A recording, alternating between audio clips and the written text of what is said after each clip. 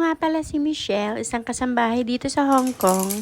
And welcome to my first ever mini vlog. Dahil nga nakapagsahod na tayo sa ating pagiging content creator, 'di ba? Certified CC na tayo. I-share ko po sa inyo yung mga araw-araw na ginagawa ko dito as a kasambahay dito sa Hong Kong. Masasabi kong isa ako sa mga masuswerteng nakahanap ng mabubuting amo dito. Kaya naman sinusuklian ko din ng pagiging masipag, trustworthy, at saka lalong-lalo na yung pagmamahal sa kanilang mga anak. So ayan na nga, sa umaga naglalaba lang ako ng mga damit, tsaka nagluluto ng pagkain ng mga bata. Sa hapon lang medyo busy ang inyong Yaya Bells dahil medyo may mga activities yung mga bata. Afternoon grind, soccer class ng mga alaga ko. So before that, mag-siomay muna kami para may lakas sila, charot. O, diba? And then, ayan ang aking poging alaga. Padaan-daan lang yan. Nagpapakute. Simula na nga ng kanilang class. And then, ayan. Antay-antay lang ako sa kanila. By the way, pag magkasama silang dalawa, very clingy talaga itong maliit sa kanyang ate. Hindi siya nakikinig sa coach kasi gusto niyang nasa tabi lang ng ate niya. Kaya mas lalong nadidistract yung ate. Pero anyways, i-cheer na lang natin yung mga alaga natin para maganahan din sila mag-participate sa kanilang klase. At dyan na po nagtatapos ang hapon ng inyong magyaya. Hanggang sa muli. God bless.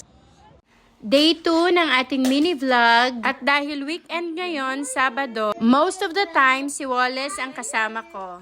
Ako nga pala si Michelle, isang kasambahay dito sa Hong Kong. Maaga kaming nagising ng alaga ko. So ayan, pagkagising niya, diretso na yan siya sa kanyang mga laruan. I-prepare ko na rin yung breakfast ng mga amo ko. Medyo late sila ngayong nagising at may birthday kami na pupuntahan ni Wawa. Ay, simple lang naman ang kanilang breakfast. Kay amo, 3 eggs lang yan. Sunny side up or yung scrambled and then tsaka toasted bread.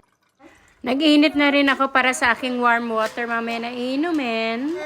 And then, niligpit ko na yung pinagigaan namin ni Wawa. Ito nga pala yung kwarto ng alaga ko.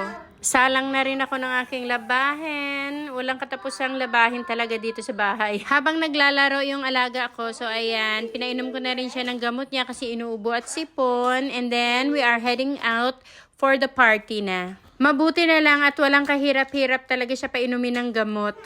Heading out na nga kami. Nagsusuot na siya ng sapatos. And then, ayan, nagbabay pa siya sa inyo. Sige, thank you so much for watching. God bless. Gutom match ang inyong Yaya Bells. Pumunta ng party pero ayan, gutom nga. May naiuwi naman akong treats. Anyways, ako nga pala si Michelle, isang kasambahay dito sa Hong Kong. Umuwi na nga kami ng bahay at pinatulog ko na muna si Wallace. Magle-late lunch na lang ang alaga ko. Ayan na nga, daily kamustahan sa aking asawa, sabay na rin ng lunch. Stir-fried gulay, eggs at saka rice, sapat na. Sabayan na rin natin ng kape at ng magising ang diwa kasi nakakaantok talaga yung weather. Dinala ko sila sa Times Square dito sa Wise Kids dahil ito talaga yung Saturday activities nila para maglaro. For 1 hour and 45 minutes. May palabunutan nga sila ngayon dahil malapit na naman yung Chinese New Year. And then, ayan, yung kuha namin is a gift bag. And then, admission ticket na may 10% off. Pagbalik namin next time, tsaka na namin yan makiklaim.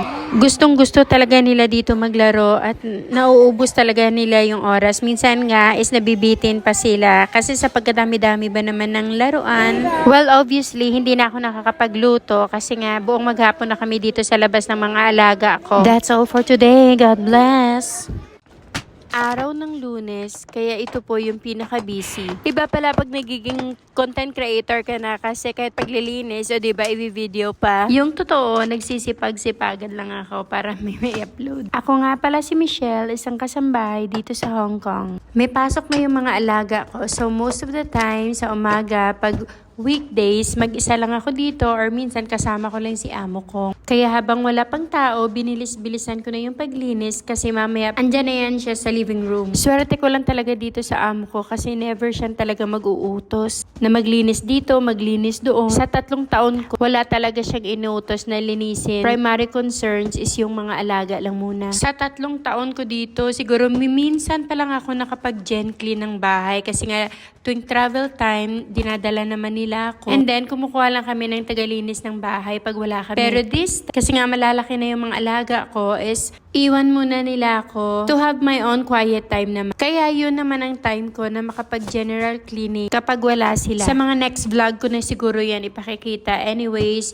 as you could see, yung mga paglinis ko dito is mekos-mekos lang yan. Multitasking tayo dito kasi habang nakasalang yung labahin, nagbablog ang inyong yaya, naglilinis ng bahay. Hindi rin ako nagluluto dito sa mga amo ko. Yung mga bata lang, prepare ng mga foods and snacks. Kung magpaluto man sila is very madalang. Pagkatapos kong mag-vacuum, nag-mop na rin ako and then prepare ko na rin yung fish na gusto ng alaga ko. Napakasimple din ng mga pagkain nila kasi ready-made na siya. Iinitin mo na lang talaga.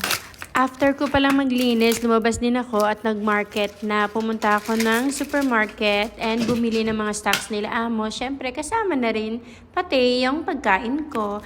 Hindi pala madamot sa pagkain yung mga amo ko, kaya whatever I want sa mga supermarket, sabi niya, go lang, bili-bili lang. Dito sa Hong Kong, iba-iba talagang mga amo ang makakasalamuha mo. Kaya swerte ka talaga kung hindi ma-overwork yung katawang lupa natin, di ba? So ayan na nga, after kong maglinis, magluto para kay Wallace, is niluto ko na rin yung pagkain ko. And ayan, may baon pala akong spaghetti na niluto ng ate ko kahapon. And then ayan, bumili rin ako ng buko juice. Ine-enjoy ko muna yung aking lunch kasi maya-maya susunduin ko na si Wallace at magna-nap time na kami.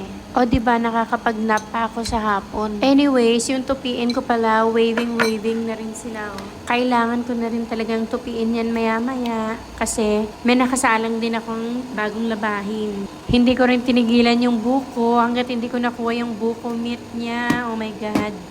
Ang sarap kasi. Tsaka kailangan sulitin kasi mahal siya eh. Anyways, yan po pala ang routine check ko. Sana po ay natuwa kayo sa videos ko. And that's all for now. See you again on my next upload. Take care and God bless everyone.